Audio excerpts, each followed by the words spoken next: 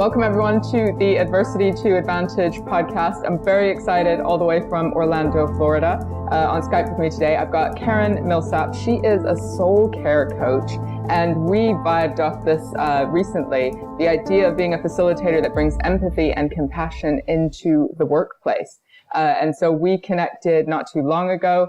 So I think we just couldn't stop talking, right? And talking about empathy, compassion, and our stories and what brought us to this place. Welcome to the show, Karen. Oh, thank you so much for having me. I can't even tell you how excited I am. I can't put it into words how happy I am to have this conversation with you. Oh, that's so good. Usually I'm the most excited, but you're excited too, so that's excellent. Yeah. This should be good. Lots of energy. So much energy. Even though we're both exhausted, you've got kids, I've got kids. It's just like, oh, an early start, but who cares? When you're doing the right thing, right? Alignment. Yep. It's all good. It's all good. Sure. What are you passionate about at the moment? Give the listeners just a little context about what you do and, what does it mean to bring empathy and compassion into the workplace?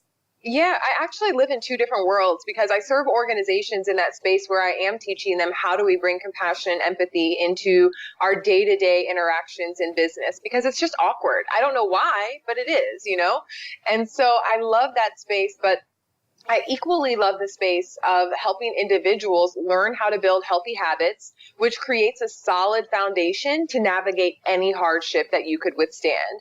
And I think that's a conversation we're not having, because when we go through different hardships, whether it's cancer or divorce or a tragic death or miscarriage, even if any of that, we don't have those conversations. And so I think we're just socially awkward, and that I also think that we're socially suppressing some very natural emotions. And so my heart is also on fire to just create a conversation around hardship, but also to create a foundation that will help us to navigate it with clarity. What do you think people are scared of? Like, often there's fear underneath the awkwardness, right, of the conversation. Like, what's going on underneath for people? Yeah, I'll use myself as an example, because when I was 29, my husband was murdered. And it wasn't just that he died in an accident. It wasn't that, he was sick, and we knew that there was time to kind of grieve that.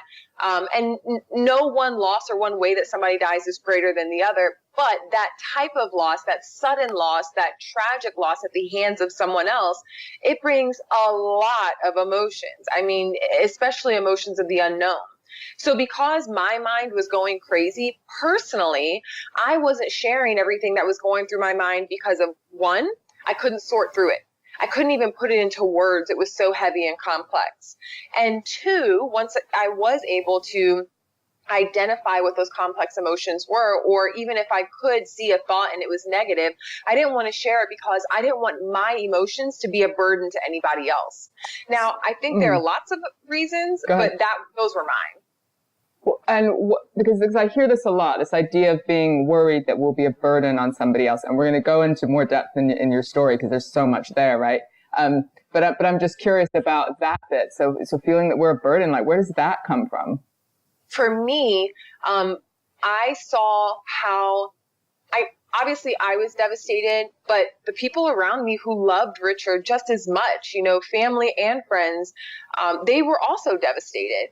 So I didn't want to unload all of those complex things that I was feeling because I knew that they were handling their own. And so I didn't want to just dump it on them. I felt like it would be, honestly, the best word I could say is a burden. I don't know if inconvenience is really the right word. I just didn't want it to all lay them.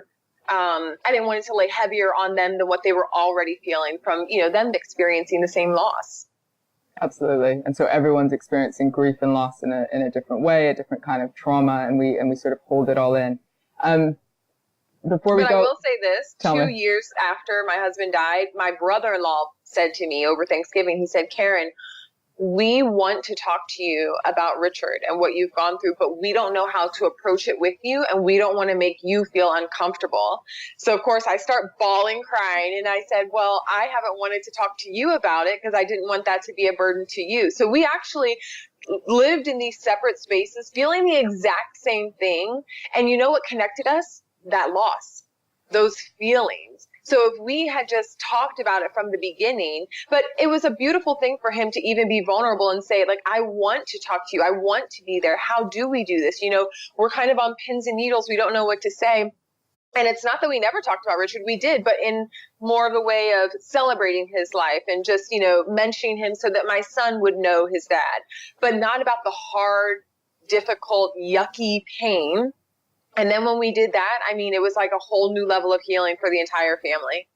And it's almost like perhaps you needed the 2 years to each be figuring this stuff out on their own. But I also think maybe there's a society thing of, you know, that worry, that awkwardness, let's not talk about it, because 2 years is a long time for people to also be struggling sort of in a sense on their own.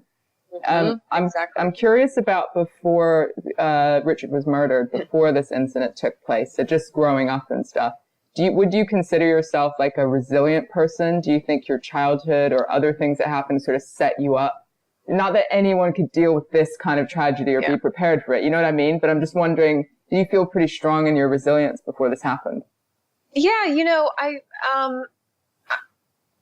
somebody asked me this question before, and I think what I can kind of attest it to is my family was an Air Force family, so we traveled all over. You know, we lived in different parts of the United States. We lived in Japan for a while. Listen, I thought I was Japanese until we moved back, and I was like, wait, when are we moving home? Like, why are we What's here? Home? Yeah. Yeah, exactly.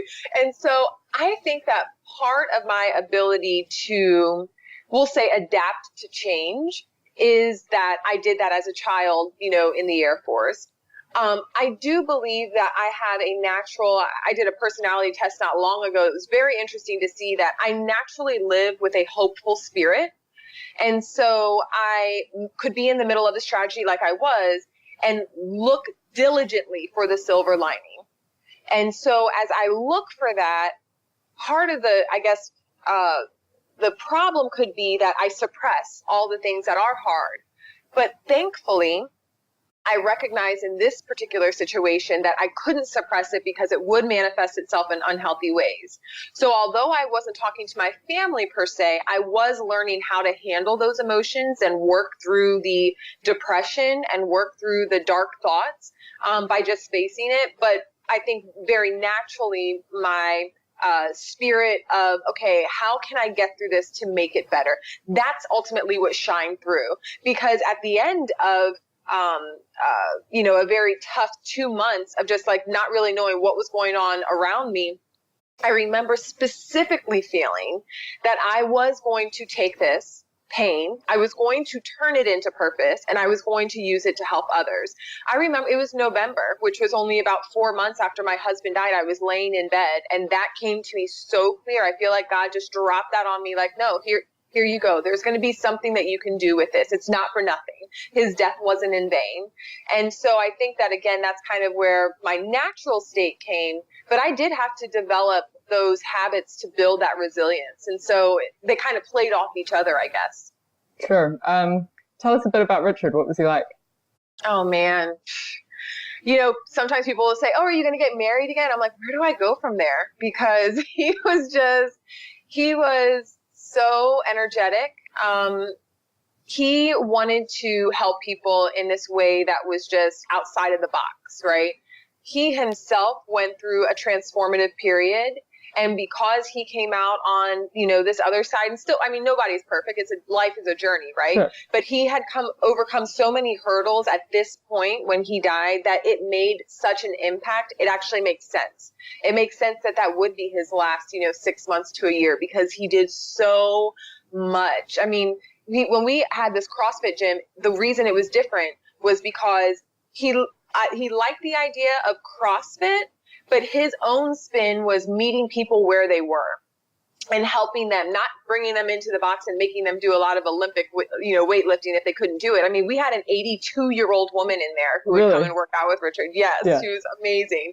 So he just had a really big heart, extremely generous, very, very loving, an amazing father. The number one thing that I think people would always remember is that he always had his kids with him. So he's just a great guy.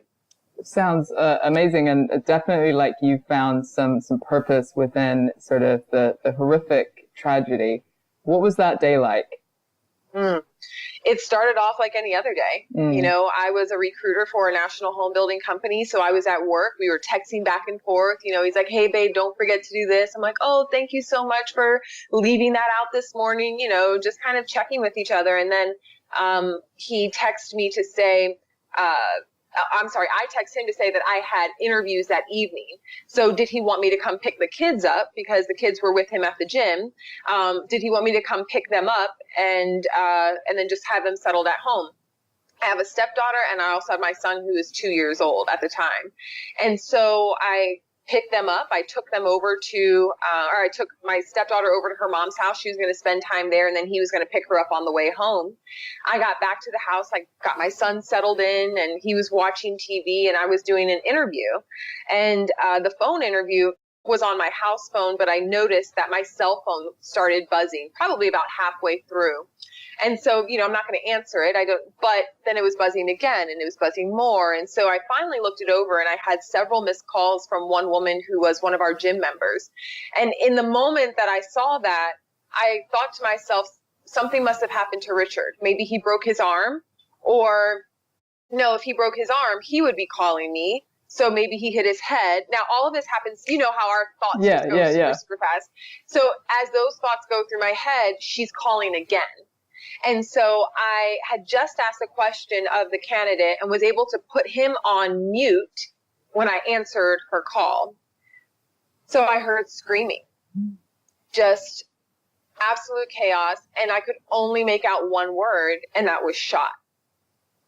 So immediately my body responded. I just started shaking. I had to gain just enough composure. I even remember, Petra, going up into, I was downstairs. I went up into my closet, and I got on the phone with him really quick. And I took him off mute, and I said, you know, thank you so much for your time. We'll get back with you with next steps. Like, I just had to get something out to get him off the phone. Yeah. And I'm in my closet for a second, like, what the F do I do? Like, I have so my body's still shaking. I'm thinking, okay, get Caleb to my neighbor's house. So I pick him up. I'm like bouncing him a little bit. I say to them, I have no idea what happened. I just know something happened at the gym. Please watch Caleb. You know, I'll be back.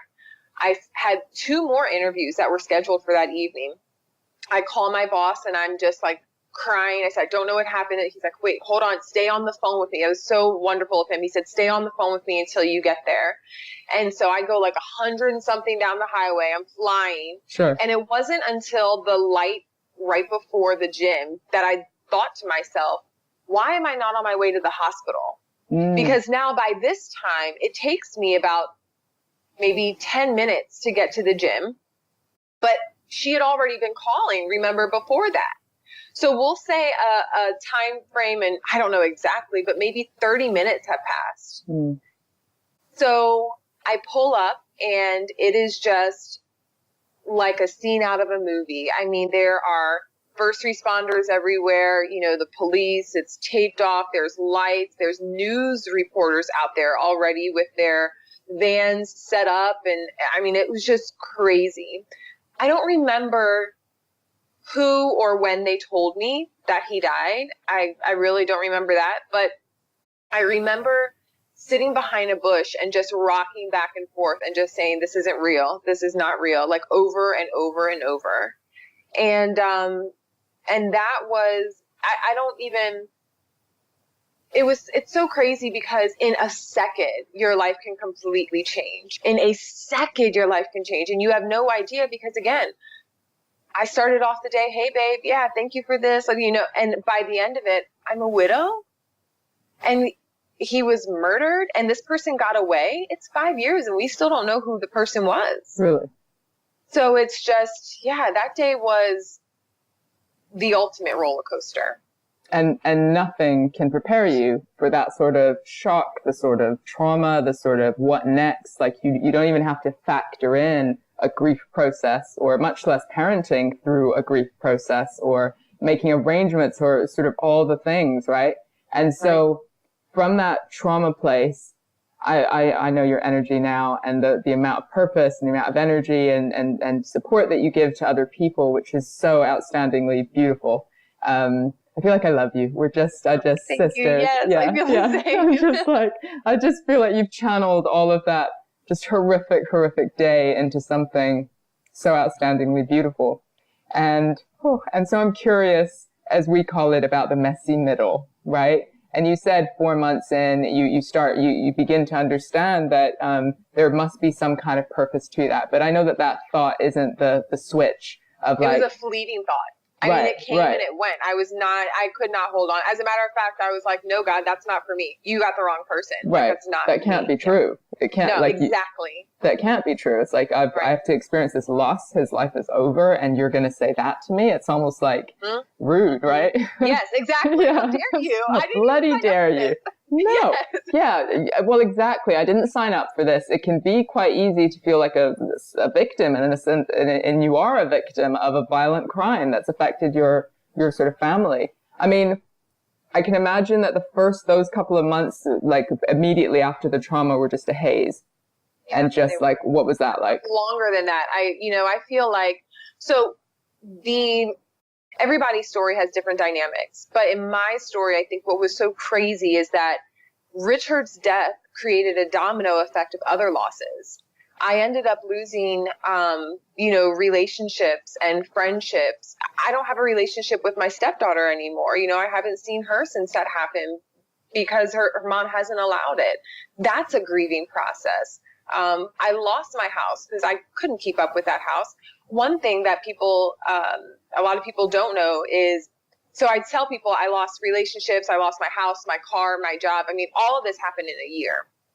When I lost my car, it was because we had just purchased it in May, I think it was.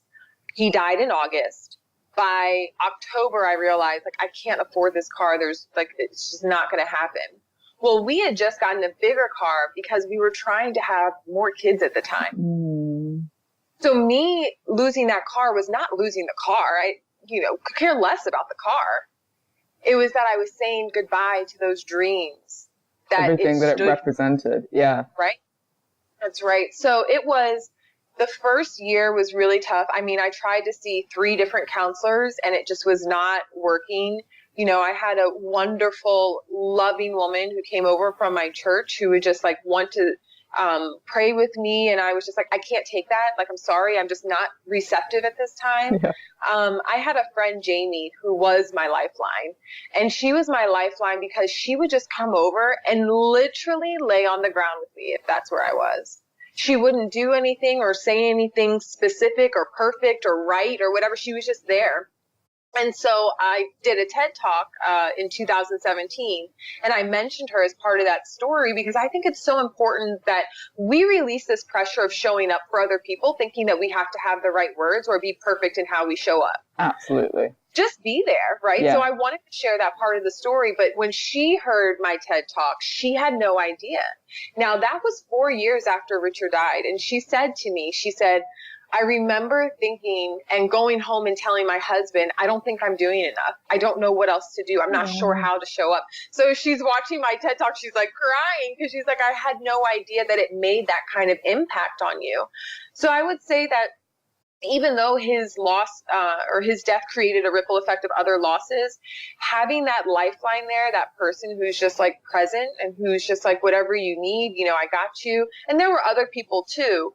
But that's kind of what helped me to face all of the ugly and uncomfortable emotions and not lose the rest of my life. Yes, I lost other things, but they stepped in and helped me to take care of basic needs that I just wouldn't have been top of mind because I was in such a fog, You're just in crisis, right? Yeah. Exactly. And the best thing that I could do was just make sure that I ate something, that I drank some water, but more so that my son was taken care of. I took less care of myself and more care of my son because I just felt I know that I have to do for him, even if I can't do for myself. And that's just what's I'll at least do that. At least that's, if I could do one thing today, good. I took care of him, but what really was the changing point for me was when I was prescribed some antidepressants. And I was sitting there in my bathroom and I was looking at them and I'm just bawling, thinking, is this what my life has come to, Now, when I went to see the physician, I was like, is there a happy pill? Is there something that is going to make this fog go away? Fix me. Yeah. I'm like, give it to me now. Inject it. IV if you need to. Like, please help. And so I thought that that was going to be what helped, those antidepressants. Of course.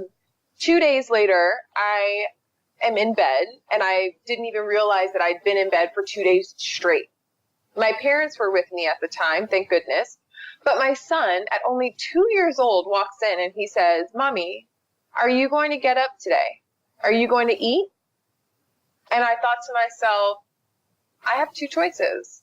I can either give up or I can get up. And get up was like one step at a time, one moment at a time. So I think that's how I navigated those early days, was just like, okay, I fed myself. Great.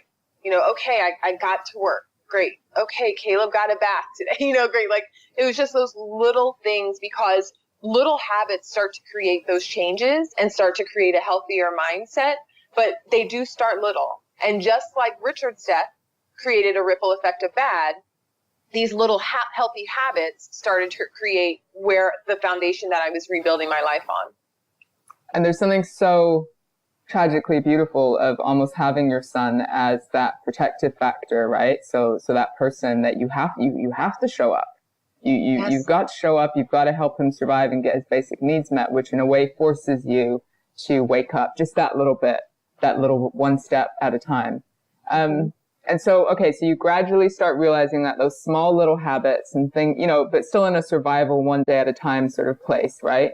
Yes. Did you end up having grief therapy or trauma therapy or like something that helped in a bigger way? Or was it just a slow snowball effect of trying out new things, to get you to a place that you're at now? Yeah.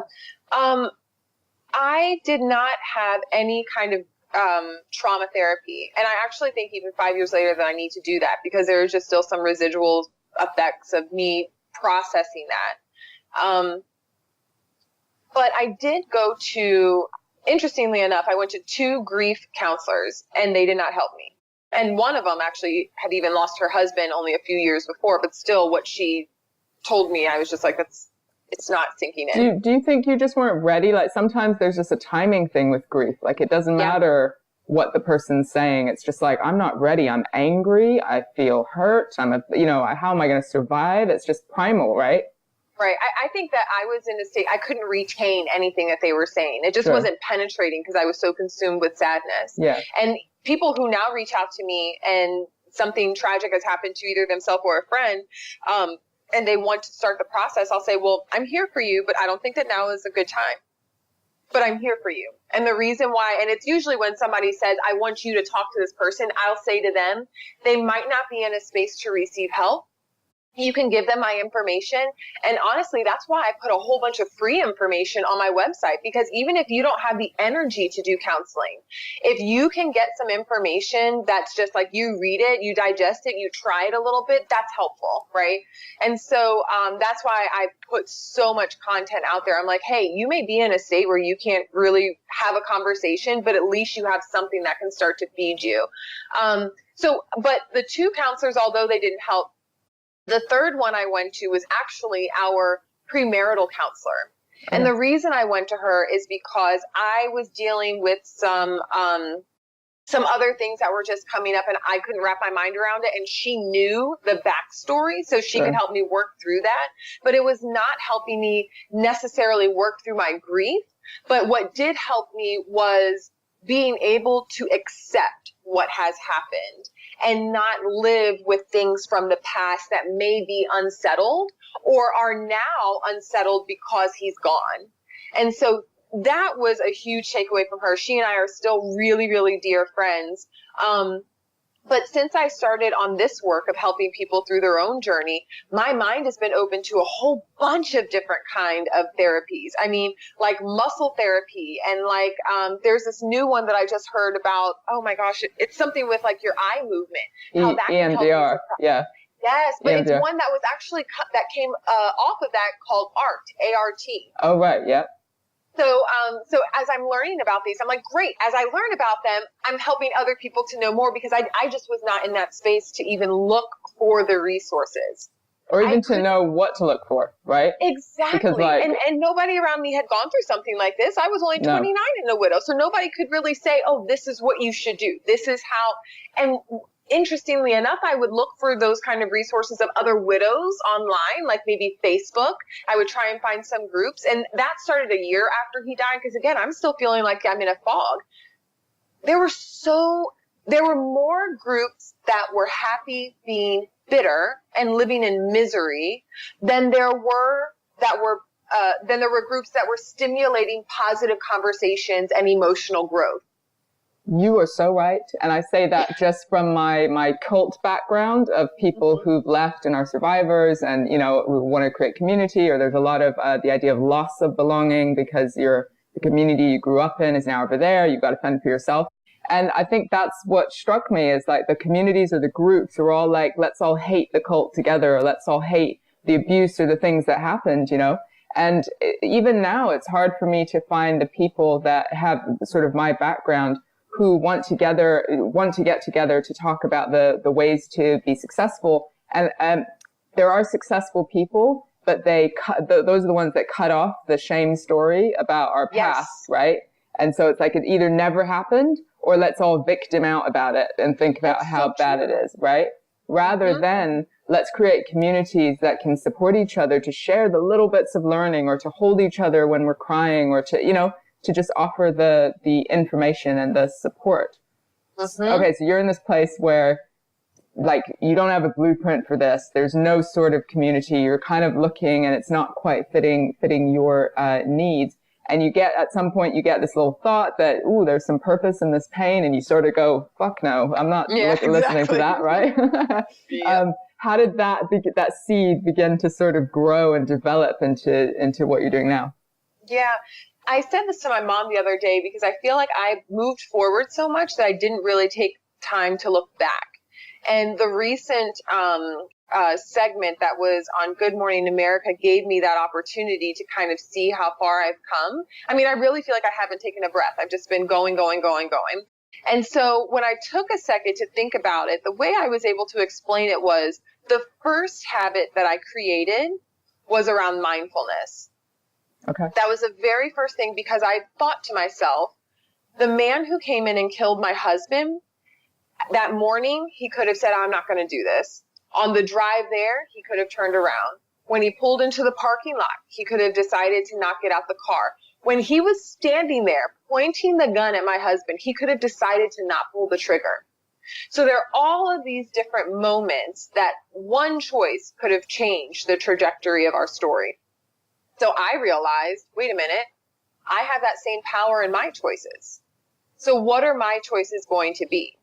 And so again, the first one being, how am I taking care of my mind? Because that's where I was going crazy. Mm-hmm. That's where I was living in a space where I could either be, now, yes, our family was a victim of this heinous crime. 100%. But it was my choice if I was going to live with a victim mindset. If you were going to stay there forever. Yeah. Exactly. And so what I did was for example, would stop listening to certain music that just wasn't giving off a good vibe.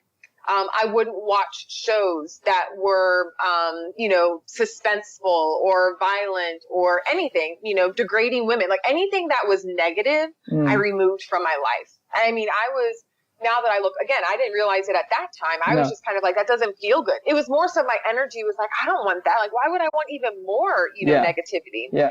So when I started to create those healthy boundaries, and that's the very first thing, I teach people this thing called the HEAL method. Okay. And HEAL, HEAL, stands for different parts of how you take care of yourself to create this solid foundation. And so H stands for healthy boundaries. While, yes, that means with people and negative people, it also means from what you're watching and consuming in social media. Like you have to create mental and emotional boundaries. That was the very first thing that I did. Now, when I'm removing that, because again, we are easily distracted and kind of need to be stimulated beings, right? I swapped that out for things that were like Tony Robbins and Les Brown or Brene Brown also. No, they're not related if anybody doesn't know those two people. No. Vulnerability, motivation, shame. Exactly. Yeah. but I would do it in small doses. So Okay. for me, on my personal healing journey, before I'm even sharing this with other people, I would just go onto YouTube. And I would look up short videos just to feel good. I would also listen to sermons. Even though I wasn't going to church, I needed to be fed that hope that I was going to see my husband again, that we would be reunited in eternal life. And so I would listen to messages that would help me to understand what it feels like to live in a world that's just crazy. Because guess what? Another big revelation was I'm not the only widow. So let me not live in this victim mindset, because or in isolation, right? Exactly. Because when we're struggling, we just think we're the only one, nobody understands, stay here. And eventually you realize, okay, some of these groups or support things might not suit me, but there's plenty of people who've actually gone through something similar. And if it's not that exact thing, it could be a different form of trauma or something that's affected them. That's exactly right. Yep. And so yeah, the first part was just feeding my mind more positive messages, because inside of my head, I was just going crazy, you know? The other thing that happened was I started to pay attention to, and it kind of came as a fluke, but it made more sense later. I just kind of started paying attention to what I was eating. And if I was giving myself, if I was eating vegetables, fruits, things like that, or was I just trying to grab something fast and fried, When I started almost nurturing your body as well as your mind in small ways. Right. And so ironically, about, it was I don't remember if it was 2 or 3 years, it might've been 3 years after Richard passed. I had an opportunity to go to the Johnson & Johnson Human Performance Institute because I was selected to be a part of a pitch contest that was put on by Mika Brzezinski from Morning Joe. And so when I was selected for that, I was put into a group with 2 other women, and we were paired up with life coaches. And what they teach at HPI is how our emotional, mental, spiritual, and physical are all connected. So now I've been doing this personally for 2 or 3 years now, right? Yeah. But I had no context of exactly what I was doing. Now you see a framework. Yes. And so now I'm in this place where I'm like, aha. At that point, I think I fooled myself that I was healed, that I was okay. That's interesting. I was fine. But then when I got there, I was thinking, okay, now I can really be intentional with this. And I think that catapulted my healing to another level because I had the framework to really understand, like, I'm a single mom, right? I need to make sure I have the right energy to show up for my son. If I'm not eating right, or if I'm not eating well, like meaning I'm not eating as often as I should or the right foods that I should, then my energy is going to be deflated, which means that I'm going to be more prone to being short with him, or to losing my cool, or to just like not even be in tune with his needs, right? But if I'm making sure that I'm fueling my body, you know this, what you eat impacts your mental well-being.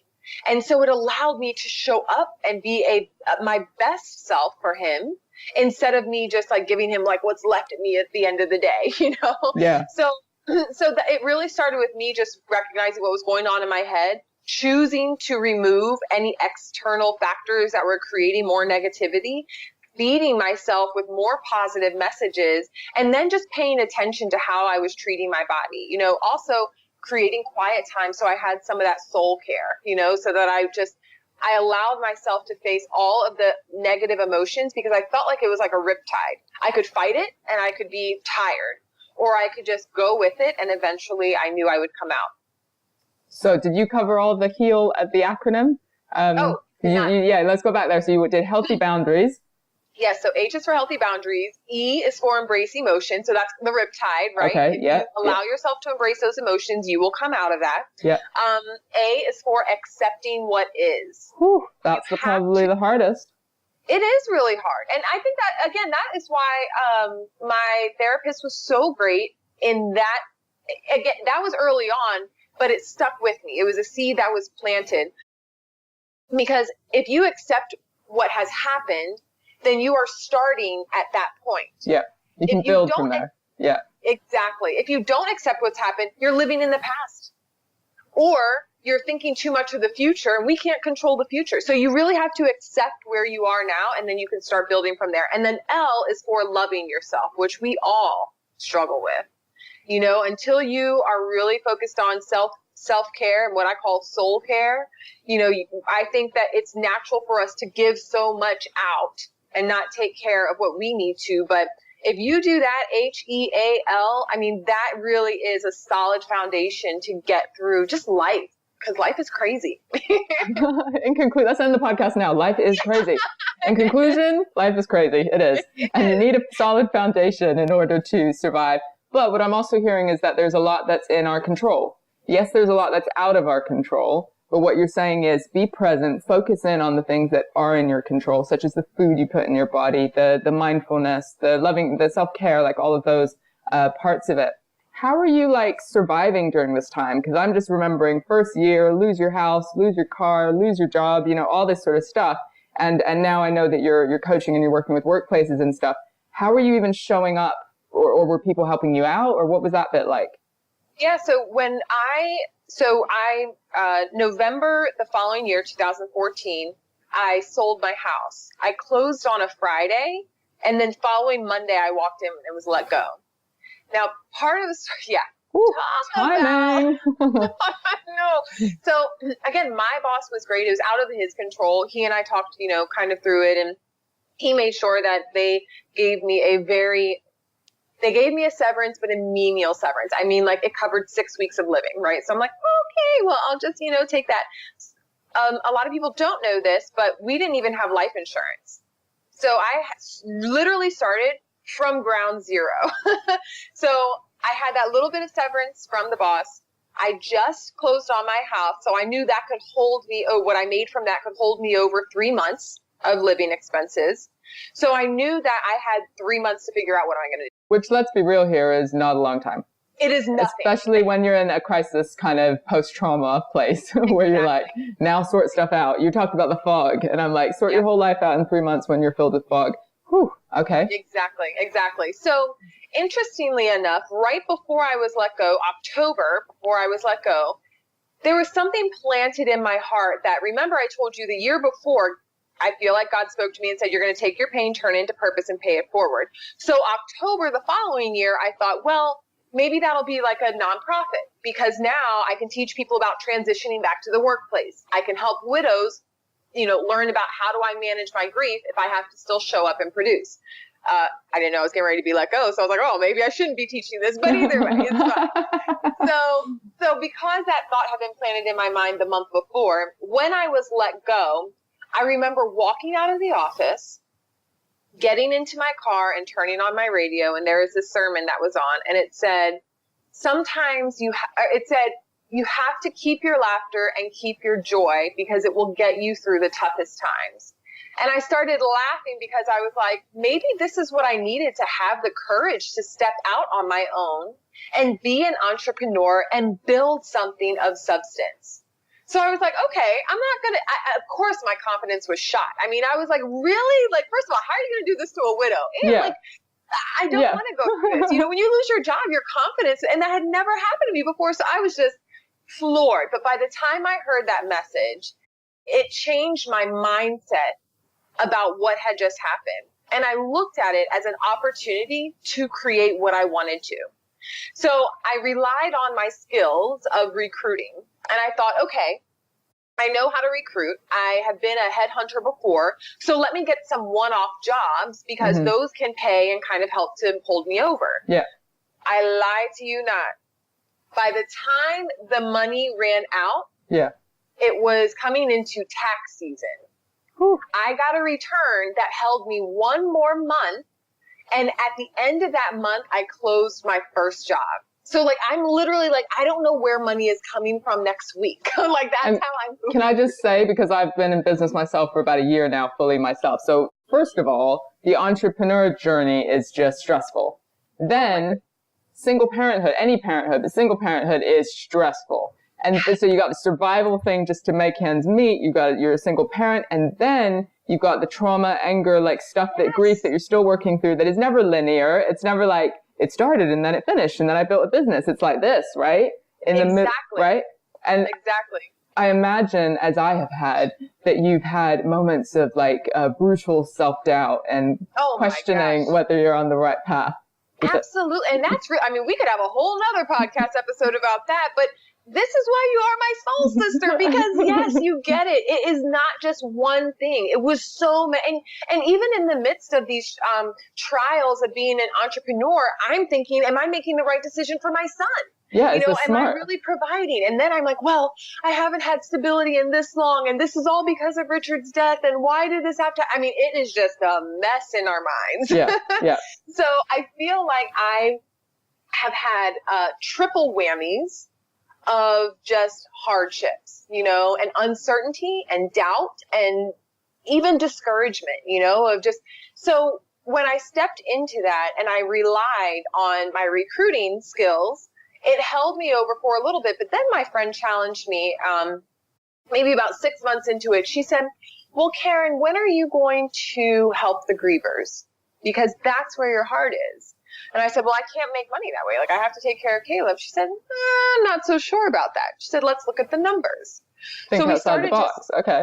Yep. So she said, let's just look. So I looked to see, like, if I were to help 1% of the widows, and we'll just say in the United States, what would that translate to? And that's where we started. It just got really granular. Let's get down to, if we just did this part right here, how can we kind of build, and how can that take care of the family? So I started on that journey, and it's evolved from, I'm going to help leaders learn how to manage grief in the workplace and help grievers, not just widows, help them manage their emotional state while they need to produce at work. So that's where it started. Yeah. Then it transitioned into, well, I really just want to help the grievers because I'm learning that these tools have helped me. And if you can take care of yourself, then it makes a ripple effect in your life. So everything around you will be good. And I recognized I started to make that shift because I was getting so much pushback from corporate America, and they did not want to talk about grief. We still don't want to talk about grief. Well, you don't want to talk about a lot of things. Yeah, exactly. But it was really like, you know, if we get this training, then we admit that there's a problem. And then what? And then what? And then, right. And so then the fears kick in about, will we have the skills? Will we have the resources? Will we have the empathy? Will we have the compassion? Not that would be their language, but will we know what to... Those are their thoughts, though. Yeah. Well, but will we know what to do with it? Will we know how to fix it? Will we have the resources? I know with some of the training that I do with leaders around mental health in the workplace, it's very much the fear that now it's all going to be fluffy, productivity is going to go down. It's all about, you know, let's all sing around a fire and sing Kumbaya. I don't know what people think, right? And they're like, I don't want to be a counselor, something like that. Or I'm not a counselor, so therefore I will ask nothing, you know, and let's just all be numbers, right? But there's something I think that we're both aligned on, which is empathy and compassion, just like your friend that you referred to in your TED Talk. Sometimes it's just about showing up, right? It's so easy. It's so easy. It's body language. It's noticing. It's getting away from your phone or your technology for 1 fucking second and noticing. Active listening. Yeah. Active listening. Yeah. It's just connection and seeing the humanness of all of us. Yeah. Exactly. Yeah. So okay. So you test it out in the workplace. They're like, "Ooh, we don't have any grief here," which is ridiculous. And then you're like, "Okay, there's a wider purpose," and so you began building from that place. Yeah, so then I thought to myself, well, okay, I definitely want to help individuals, and I think that I can help them in a way that is not just going to be, like, they're just not going to say, oh, this sounds good, and maybe this will work, but, like, I can actually walk them through a process. That's what I was thinking, like, how can I take them on a journey from that place of despair to feeling whole and healthy? That was my goal. But as I'm thinking about that with them, I haven't let go of corporate America. And so these are working, and I feel like a little double-minded, but I'm like, no, that there's so much sin. It has to work together, you know? It's people. So then in both places, right? That's right. Yeah. Exactly. So then I recognize, well, instead of leading with the problem of grief, lead with the solution. because all the research was showing me through the Center of Positive Organization out at the University of Michigan, or all these other research studies. Google did one called Project Aristotle, where they found that empathy was the heart of their highly successful and highest performing teams. And so I thought, well, okay, if I'm not focusing on the problem, what is the solution? The solution is compassion and empathy. Is there a framework to that? So when I started to compile all this research and find that, yes, there actually is a super simple framework, then that's when I started to come back to corporate America with this different offering. So it's like you were speaking their language of a solution to something rather than going, here's the problem. Let's tackle it. Okay. So it's like you just needed to iterate your business model in a way that made sense to them. And what I'm saying, and what is beautiful about, I think, all of the people I interview, with my own story as well, is that our pain, we're learning, we might just be one step ahead of who we're passing stuff on to, we might just be two steps ahead. We're just like, we're still learning and we're still developing. And unless you're taking that first step and taking those risks, and the driver is coming from that place of healing yourself, right? Being the best mom, providing, like doing all of that stuff. And then over time, you begin to build the evidence that there actually may be some purpose over time. That's exactly it. And I saw a study, and it was in the book, The Power of Now, with Eckhart Tolle. He said, so when somebody says, well, what's the evidence to this? He says, you want evidence? Be the evidence. Whew. That's how true it is. That's how real it is. Like when I coach people, I'm not coaching you anything that I have not used myself. And now if I share a resource like that trauma therapy, then that's a resource. But if I am coaching you on something, it's because I've lived it out. And it helped me to get from a point where I wanted to die to now I'm like, no, actually, I want to do something purposeful. And I think that's what we all want to do. I think we want to have purpose in this life. We do. But when I started doing all that research, what helped me and what helped me really open up the offerings for my business in corporate America was that when we practice compassion and empathy on a day-to-day basis, if we are in a board meeting, if we are at the water cooler, if we are just simply interacting human to human, if we do that on a day-to-day basis, that is mastery preparation for the time of crisis. You won't even have to think twice when somebody is going through something because you've already created a workplace that is so people-focused, where you already care about each other, that it is natural for you to step in if they say, I found out that my spouse has cancer, or I just went through this. You've created a psychologically safe workplace, allows people to be their full self. And now you are constantly, even if something happens in the organization, like maybe you have to go through a reorg or something that's unsettling, you all are still a cohesive unit because you've been building that together. And that's when it was like, oh, like everything just like came together. I was like, it is about grief, but I don't want to just talk about grief. I want to talk about healing. I want to talk about compassion and empathy, because that's what's going to help us to just continue to evolve as humans. And so let's go get granular for a minute and be like, what does empathy look like in the workplace? And I just want our listeners to really get this, because they're super nice concepts. We get them. We're like, yeah, empathy, compassion. We read some of the research, and we go out to businesses and we know the link between productivity. But like, if we just simplify it, what does it actually look like? So you're at the water cooler, or you're in the business meeting, and like, what is leading with empathy and compassion? Yeah, here's a great example. So say we're in a meeting and we're dialoguing about a problem that's come up and we need to create a solution. We'll just say there's 10 people in the room.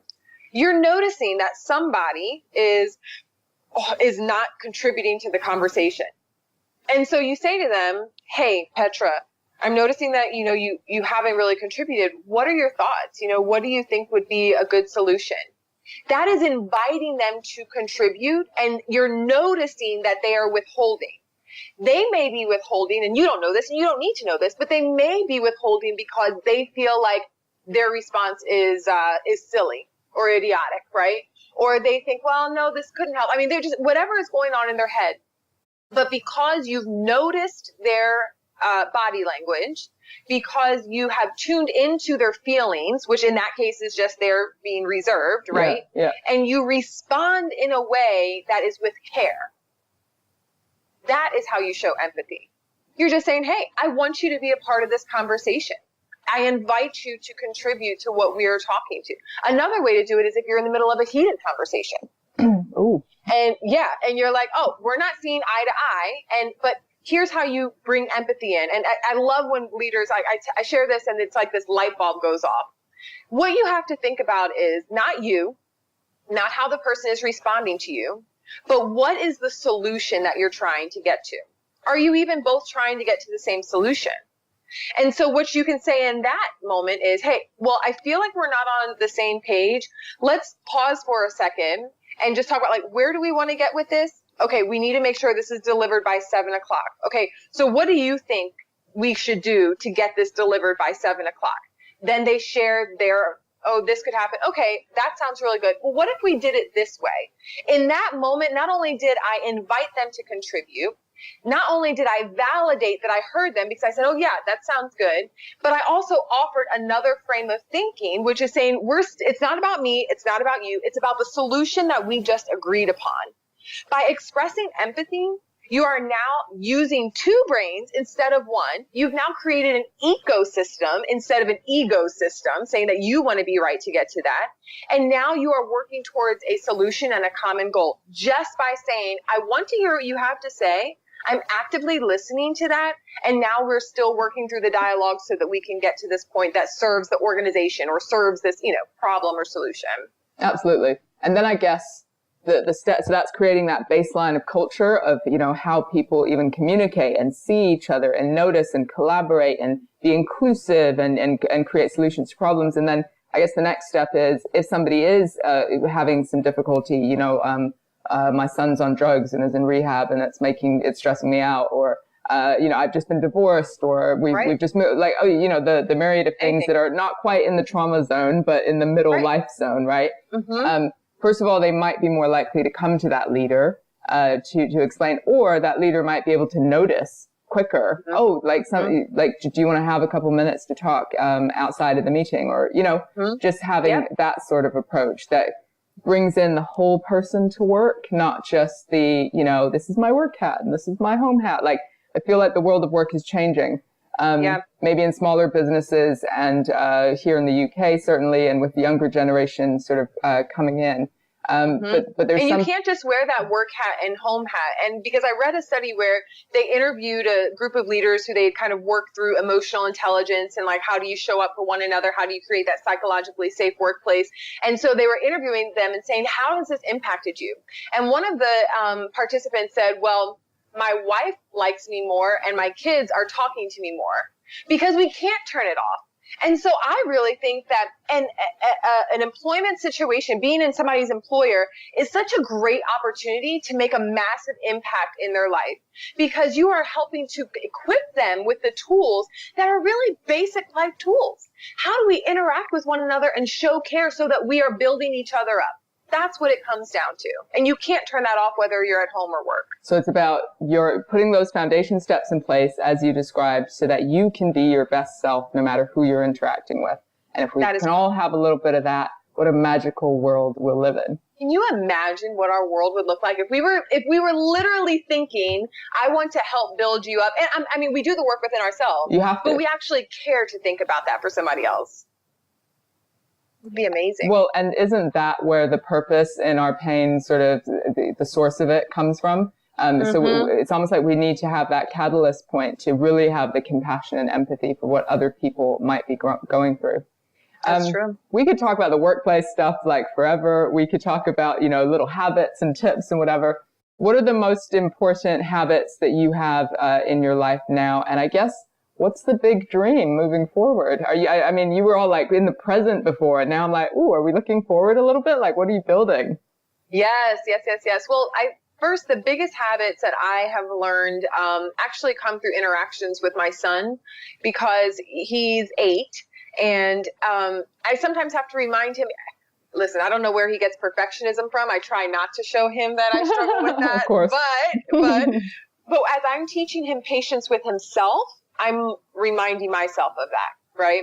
I tell him, I'm like, Caleb, you're still learning, buddy. It's okay that you're not getting it right away. And he's actually a really bright kid. But man, if he doesn't get 100 or an A, he's like crumbled. I'm like, dude, that's okay. So I have to remind myself that as I still feel like I'm on this healing journey, I still do have bad days. I still, have those moments that just like take me to my knees, and I'm just feeling like, why is this happening? As, guess what? An entrepreneur, as a single parent, as a widow, it can come from any direction. Sure. Or all three at once. Yes, exactly. Yeah. Exactly. Because they're all intertwined. Yeah. But I think that that's really a big thing for me right now. A major theme in my life is like just continuing to give myself that grace as I move forward and go through, and as I continue to level up, even as my business, new challenges and new experiences. And speaking of leveling up, I have a really, really big plan for all of this. So, ultimately on the, my company side agency, it is to be able to do, culture shifts. That means we go into your organization, and from top to bottom, everybody knows that this is a psychologically safe workplace, and they are being fed through e-learning different habits that help to continue to cultivate that, right? On the individual side, it's everything from my e-course that I just launched, Heal Forward. It's a 6-week course that teaches people a lot of the habits that I use to rebuild my life. But it's also as far fetched as doing conferences and doing retreats that are all around wellness. And people come in and tell their story like you. You're already on my list. I was hoping you would say that. I was hoping I'd be on the list. Lovely. That's right. But the point with those larger experiences is that you're hearing a lot more stories. You're hearing things that you could never imagine. And we feel that about our own sometime, right? Like, I can't even believe I went through this. But when you hear it from other people, I think that's what reminds us that we are all connected. We are literally connected through the human spirit, and everybody has felt pain in some way, shape, or form. And we should be lifting each other up. We should be helping to rebuild our lives and sharing what we're learning with other people. So there's a lot of good stuff that's kind of percolating in my brain that I'm ready to get out in the world. But it all has to do with how can we use our pain? That's inevitable. It's going to happen. How can we use that to help not only serve ourselves, but serve others? I like to say it's taking our lemons and making lemonade. Oh, I love it. That's like the perfect conclusion. We might have to use that as the title. If people want to find you or work with you in any way, where can they find you? Yeah, everything that you would need to get a hold of me or to find either support for individuals or organizations is at KarenMillsap.com, and that's with 2 L's. And yeah, you can also follow my Grow Flow community. That's where I have a lot of resources for individuals, free resources, also soul care coaching and e-courses. But that's where you can find everything is KarenMillsap.com. And of course, feel free to reach out if there's anything that you need. Absolutely. Well, Karen, we will put all of that into the show notes. Thank you so much, I have to say, for coming onto the show, for your vulnerability and sharing your story, but mostly for your personal growth and for continuing to show other people how to create some purpose from their pain. I appreciate it so much. Well, thanks for having me, Petra.